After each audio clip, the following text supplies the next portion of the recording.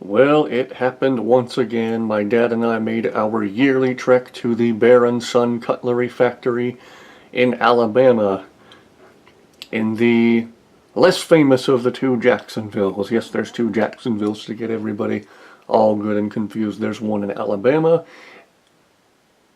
that's lesser known than the more famous one in Florida, but it's famous to me, being the knife nut that I am. And if you're a knife nut and you live in the southeast corner of the US of A within reasonable driving distance of it, then maybe you're familiar with it too. Bear & Son Cutlery in Jacksonville, Alabama. They had their yearly sale the weekend before Thanksgiving, like they always do every single year. And so yeah, my dad and I made our yearly trip there, and we're going to take a look at some of the stuff I got while I was there. First up, we have a couple of 3-bladed Stockmans, which were, one for sure is a factory second, and the other one I think was just an overrun, but really they both look to be in pretty good shape. There's no gaps. And one of these has just the tiniest hint of play in the main clip blade, and yeah, it's this one right here. There's just the tiniest little hint of some side-to-side play. Other than that, there doesn't really appear to be anything wrong with these. They're both mechanically very, very good. They got strong positive snap to the back springs, and no play other than the clip blade in this one. And even that, it's just a hair. It's just the slightest little bit of play. I'm not all that concerned about it. So I'm going to use these to maybe practice my sharpening.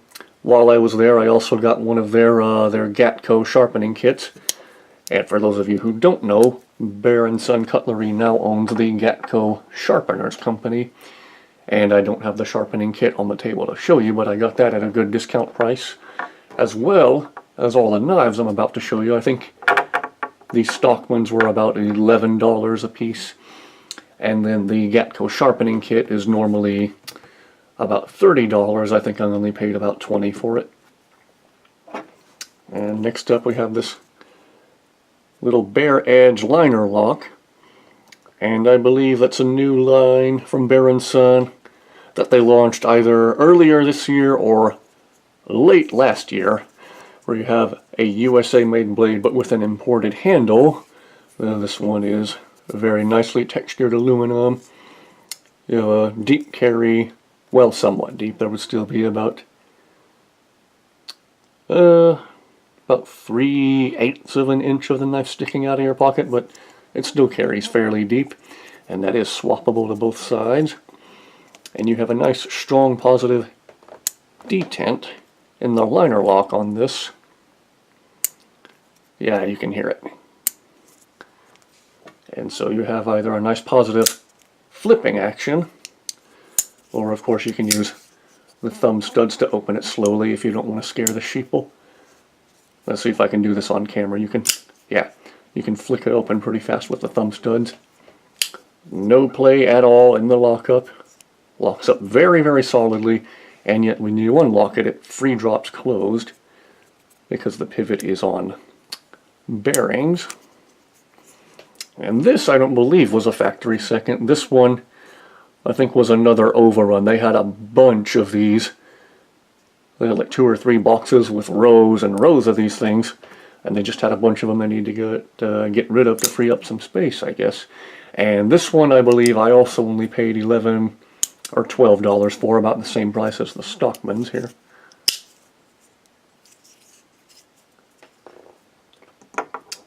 And then next we have this big clip point folder. It looks like a regular lock back, but then if you look here, there's no cutout where you would press down on the lock bar. And it's not a slip joint either. It's a bit of a funny story. The guy behind the table, I believe, said he recognized me from last year. He pointed at me and said, "Hey, you were last here, weren't you?" I said, "Yes, I was." Because I was. Why would I lie about that? But he made a bet with me. He told me he would mark this down to $5. I want to say this was in like a $12 or $15 box. He he said he would sell it to me for $5 if I could figure out just how you unlock it to fold it back up. So you open the blade, it locks in place, and then there's no visible locking lever or liner lock or anything. If you look in the brass liners here, there's those little cutouts by the bolster.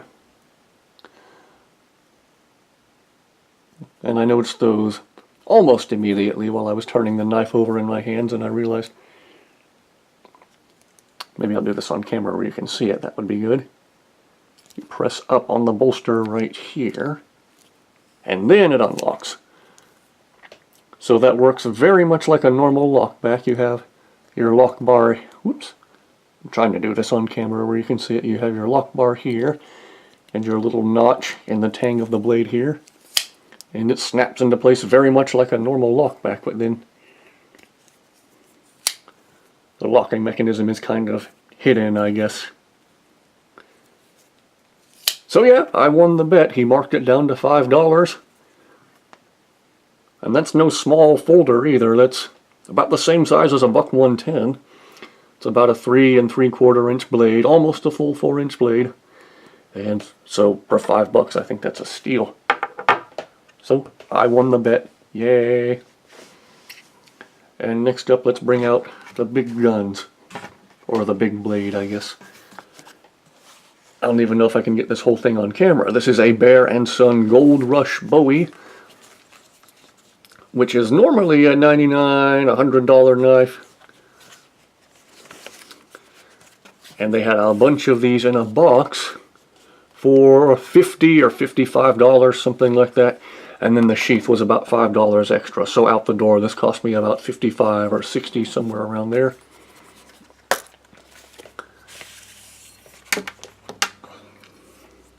And can't really find anything wrong with this that would make it a factory second.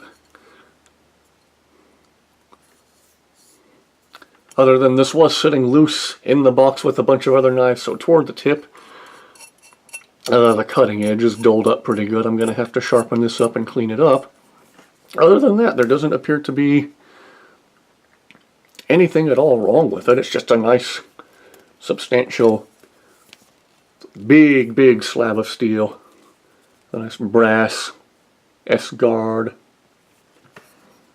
We can see here on the tang of the blade, the Bear & Son, Jayville, Alabama, USA. That's a nice wooden handle, and that is a nice thick slab of steel, fairly thick, almost a 1/4 inch thick at the spine. What a beautiful knife that is.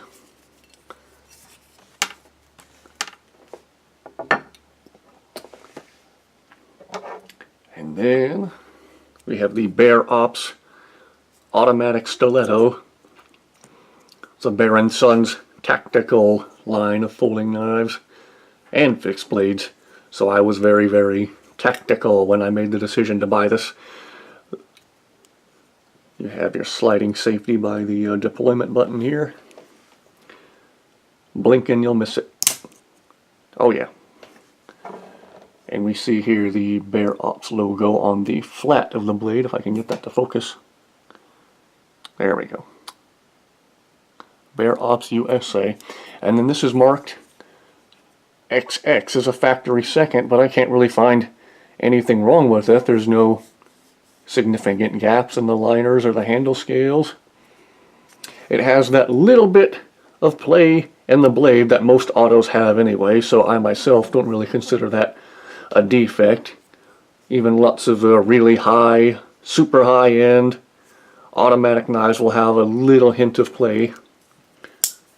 I guess so that the pivot isn't too tight to keep the deployment really fast, which this definitely is. The one thing I saw that might make it a factory second, and I wish I would have compared this side by side with one of the first, I can't talk today, one of the first quality ones while I was there, I didn't think to do it, was maybe it's because the blade doesn't close as far as it should. You see how you can see the spine of the blade here, and if I press it down, the blade is almost completely contained inside the handle. So I'm guessing maybe that's why this was a factory second. Because if you were to sharpen this any significant amount at all, the tip of the blade is already right there. Maybe it'll focus so I can show you. There we go. The tip of the blade is already right there, almost at the edge of the handle, but not quite. So if you were to use this a lot, which as an EDC, it's really not all that practical with the narrow, pointy, stabby, murdery blade that this has. I don't really consider this an EDC. If I have to make a late night trip to the Mobile Highway Walmart, I might carry this then. This would be an EDS, an everyday scary. See what I did there? Everyday scary, EDS? No? Okay. So, I'm just guessing that maybe the blade doesn't close quite as far as it should, and that's why this is a factory second. Other than that, it seems to be perfectly alright. Mechanically, it's excellent. As you can see, this opens wicked fast. You have to hang on to it. Look how much it jumps in my hand. Yeah. Powerful, powerful spring. And you have a nice loop over deep carry clip. And the one screw that holds it on was a little bit loose when I first got this at the factory. So I took out the Torx driver on my Leatherman after I got this, and I tightened it down. Now the clip is fine. It's nice and stationary. It's not going anywhere. So that is the Bear Ops automatic stiletto. I think that also was about 55 or 60 bucks. It was about the same as the Bowie here. So I will set this back here. And then this was not a factory second. I bought this first quality for about $89. This is the Bear Ops AC 700, I believe it is. And this also has that same sliding safety as the automatic stiletto. And just like the automatic stiletto, this opens wicked, wicked fast. Yeah. And again, we have a tiny little hint of play. But then again, most autos are like that anyway. Have a nice black coating on the blade. It's aluminum handle scales. And we have a different pocket clip design on this one, but still a loop over. And I have carried this a little bit. It carries nice and deep and securely in your pocket. It's a kind of a tight pocket clip. I wouldn't say it's too tight. It's about the tightest I would ever want a pocket clip to be. If it was any tighter, then I would say maybe it's too much, but as it is, it's fine. Your knife isn't going anywhere. I'd rather have a slightly tighter pocket clip and not lose my knife than have a loose one and the knife's going to fall out of your pocket. No, thank you. That is the Bear Ops AC 700, and this might just be my favorite knife I got this trip. I'll do it again. Boom. These both of these autos have very, very strong coil springs in them. They jump in your hand. You have to hang on to these things when you deploy them, or they will jump out of your hand. Let's deploy them both. Whoops! Well, I'm bumping into the tripod. I can deploy them both at the same time without stabbing myself. Oh yeah. So yeah, those are the Bear Ops automatic folders. And then last but definitely not least, I picked this up out of the box, and Mr. Griffey, Ken Griffey, the owner and founder of Bear & Son Cutlery, said I probably got the bargain of the day when I picked this up. This is a trapper lock in that it looks like a classic slip joint trapper knife. But then you have the modern conveniences of a pocket clip, which is only tip down carry. It would be nice if somebody, either Bear & Son or Case, would make one where you can also swap it to the other end of the handle to carry it tip up. That would be cool, but you have a pocket clip, a thumb stud for one-handed deployment, and a liner lock. And this was definitely not a second. It was just in a box with a bunch of other knives that I guess they had to get rid of. There is absolutely no play in the lockup. It locks up very solid. And yet it has the most incredibly smooth, buttery smooth pivot. Nice, very nice laminated wood handle scales. And absolutely no gaps in the back spring or spacers or anywhere. It's just a nice piece of steel.